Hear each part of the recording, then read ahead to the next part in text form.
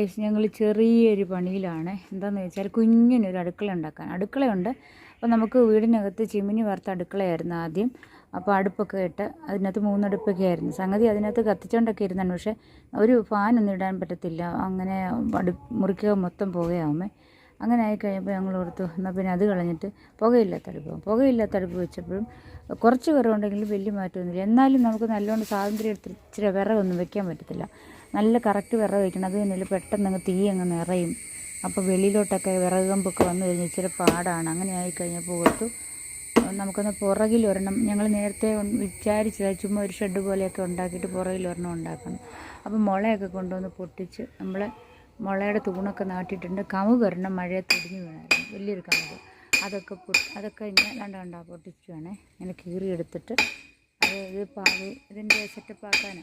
അപ്പോൾ അതിൻ്റെ മുകളിൽ ഷീറ്റ് ഇടാനുള്ള പരിപാടിയാണ്. പണ്ടങ്ങനെയല്ലല്ലോ, ഈ